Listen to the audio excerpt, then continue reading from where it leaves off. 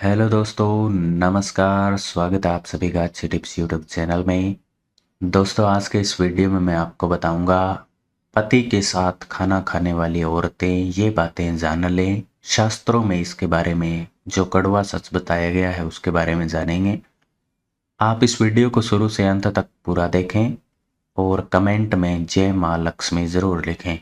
दोस्तों, आजकल संयुक्त परिवारों की जगह एकल परिवारों ने ले ली है। परिवार में रहन सहन और तौर तरीकों में कई प्रकार के बदलाव आ गए हैं। इन सभी बदलावों में से एक बदलाव है खाने पीने की आदत।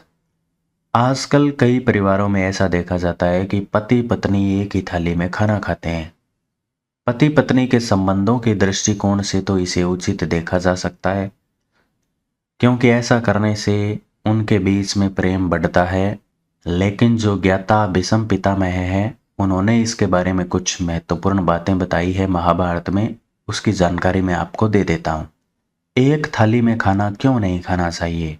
भीष्म पितामह ने आदर्श जीवन के बारे में कहा कि एक व्यक्ति अपने जीवन में कई रिश्ते बनाता है और अपने परिवार के प्रत्येक सदस्य के प्रति उसकी कुछ न कुछ जिम्मेदारी होती है। इस जिम्मेदारी को सभी को निभाना भी चाहिए। इसके लिए जरूरी है कि उस व्यक्ति के मधुर संबंध घर परिवार के सभी सदस्यों के साथ में हो। लेकिन अगर पति पत्नी एक ही थाली में भोजन करते हैं तो पति का प्रेम है वो पत्नी के प्रति ज्यादा बढ़ जाता है और घर परिवार के अन्य सदस्यों के प्रति यह प्रेम कम रह जाता है। इसीलिए इस वजह से घर में लड़ाई झगड़े या कलह हो सकती है।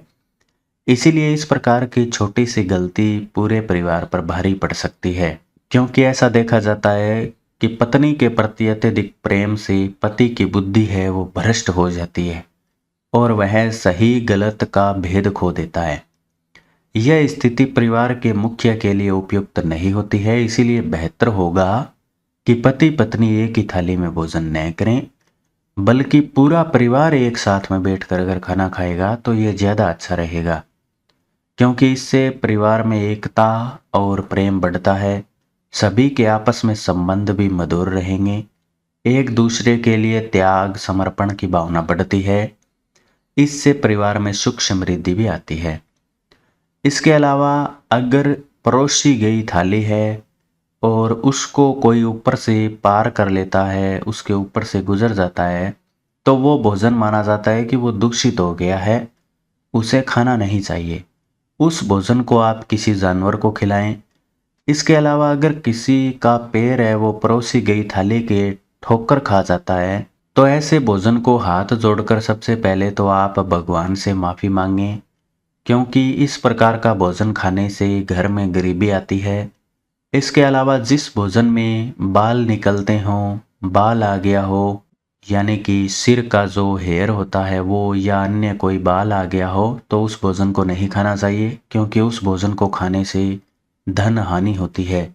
इसके अलावा पत्नी को एक बात का ध्यान रखना चाहिए कि अपने पति को कभी भी जूठा भोजन नहीं खिलाना चाहिए।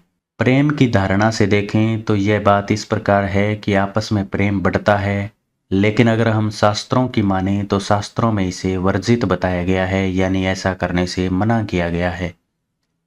इसके अलावा वैज्ञानिक दृष्टिकोण से देखें तो एक दूसरे का जूठा खाने से जो रोग है, बीमारियां हैं, वो फैलने का खतरा भी रहता है। इसके अलावा जूठा खाना खाने से घर में दरिद्रता आती है, माता लक्ष्मी आपसे नाराज हो सकती है, जिससे घर में सुख समृद्धि में कमी आ सकती है।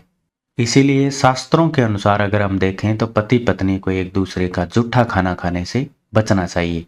साथ में खाना खाना अलग बात है, लेकिन जूठा खाना जो मैं आपको बता रहा हूँ, जैसे कि पत्नी ने खाना खा लिया है और बच गया है, उसके बाद में अगर पति खा रहा है तो वो जूठा खाना होता है।